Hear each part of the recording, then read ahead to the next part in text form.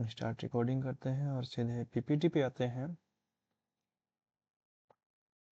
हम सीधे पहले वो स्लाइड पे आते हैं जहाँ हमें पढ़ना है, फिर नहीं तो कन्फ्यूजन हो जाता है। नमस्कार साथियों, शिक्षा शास्त्र की एक और क्लास में आप सभी का स्वागत करता हूँ। मेरा नाम है निकेत।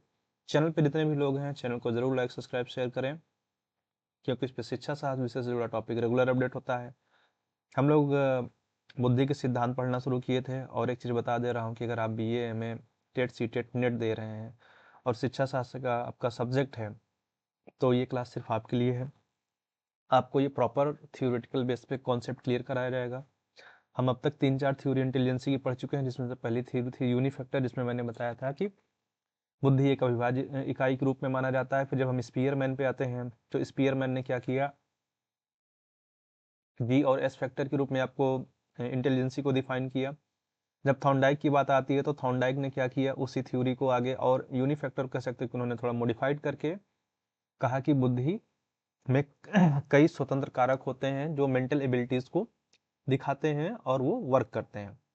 उसी सीरीज में हम आते हैं, तो फिर एक थ्योरी आती है लुइस थर्स्टन की ग्रुप फैक्टर थ्योरी। ठीक है, इसको हम लोग समूह कारक सिद्धांत कहते हैं। और अब ये थ्योरी क्या है, इन्होंने कहा, कह सकते हो कि इन्होंने थॉर्नडाइक का विरोध कर दिया।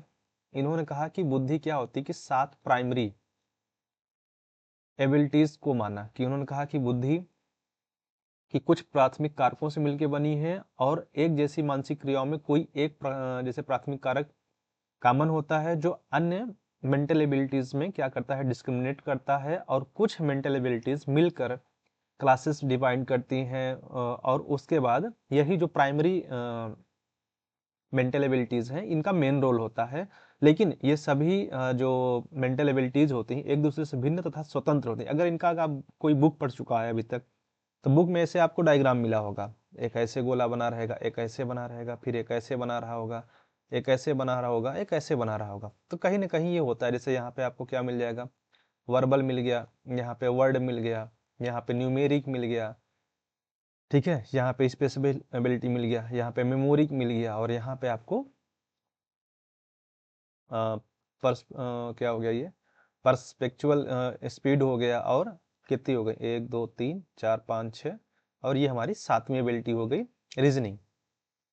तो ऐसे करके आपको डायग्राम मिल जाएगा, आपके समझने के लिए है। अब ये जो सातों एबिलिटीज है, इनका ये कहना था, अगर इन शॉर्ट कहा जाए, कि बुद्धि क्या होती है, ना तो अविभाज्य इकाई है, ना तो प्राथमिक और द्वितीय कारकों से मिलकर बनी है, ना उसमें स्वतंत्र कई मानसिक क्रियाएं होती हैं। इन्होंने 7 कह सकते हो कि प्राइमरी एबिलिटीज में डिफाइन किया। अब जैसे वर्बल कंपोजिशन का मतलब क्या है, कि आपकी शब्द भंडार क्षमता, यानी वर्ड, ठीक है, आप कम्युनिकेट करने में बहुत अच्छे हैं, वर्बल आपका बहुत अच्छा है, बोलना आप बहुत अच्छे से कर पा रहे हैं। फिर अगर हम वर्ड फ्लुएंसी की बात करें, तो आप शब्दों के साथ बहुत अच्छे से खेल पा रहे हैं, हर अर्थ को समझ जा पा रहे हैं, इसमें होता है। न्यूमेरिक्स का मतलब मैथ से लिया जाता है, या कह सकते हैं कि अंकों या गणनाओं को बहुत अच्छे से समझना और करना न्यूमेरिक्स या नंबर एबिलिटी की बात करते हैं। स्पेसिफिक एबिलिटी का, सॉरी, स्पेशियल एबिलिटी क्या होता है, कि स्थानिक,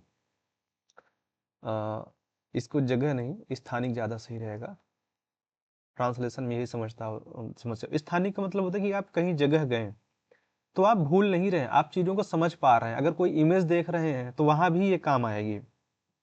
फिर मेमोरी, कि आपकी मेमोरी क्या है, आप कोई चीज बहुत तेजी से समझ जा रहे हैं, आपके दिमाग में वो एकदम फिट हो जा रही है। परसेप्चुअल स्पीड क्या है, कि आप कोई चीजों का कॉन्सेप्ट बहुत तेजी से वो कर पा रहे हैं, बना ले रहे हैं, आपके दिमाग में उसका कॉन्सेप्ट बन गया, खाका बन गया। रीजनिंग मतलब क्या है, कि आप तर्क कर पा रहे हैं। तो इसी तरह क्या इन्होंने किया, कि ये प्राइमरी एबिलिटीज ली और इनको बताया। और अगर इसका भी मैं कह दे रहा हूँ कि अगर आपको डिटेल चाहिए, पीडीएफ अगर चाहिए, या इस पे मैटर चाहिए कि सर यहाँ पे सिर्फ पॉइंट वाइज है, इनके अंदर ये मैंने सिर्फ एक लाइन में एक्सप्लेन किया, अगर और डिटेल में चाहिए तो कमेंट कर देना, टेलीग्राम चैनल में जुड़ जाना। वहाँ पे प्रॉपर ये जितनी सातों एबिलिटीज हैं, वर्बल कंप्रिहेंशन से लेकर रीजनिंग तक, इनके अंदर और क्या क्या हो सकता है, जैसे मैंने एक लाइन में आप लोगों को समझाया, वो सब कुछ मिल जाएगा। और अगर एग्जाम में लिखना है, खासकर डिस्क्रिप्टिव एग्जाम में, तो बस आपको ये बुद्धि की परिभाषा डिफाइन करना है। जैसे अगर कितने नंबर का आ रहा है क्वेश्चन, ये डिफाइन करना है। और बस वर्बल को कि शाब्दिक योग्यता, ऐसे अगर एक सिंपल वर्ड में कहा जाए, वर्बल कंप्रिहेंशन मतलब आपके अंदर शाब्दिक योग्यता है, वर्ड फ्लुएंसी मतलब बोलने वो शब्दों भाषा से ले लीजिए, सॉरी, हाँ, लैंग्वेज एबिलिटीज को आप समझ सकते हैं। ठीक है, न्यूमेरिक एबिलिटी क्या है कि आपके अंक और गणना में है, स्पिरिचुअल आपकी स्थानिक है, मेमोरी आपकी स्मृति अच्छी है, पर्सपेचुअल स्पीड का मतलब क्या है कि आप अंडरस्टैंड कर पा रहे हैं, और रीजनिंग मतलब क्या है कि आप तार्किक सोच की योग्यता। बस यही 7 है इनकी, किसकी, थर्स्टन की थ्योरी में।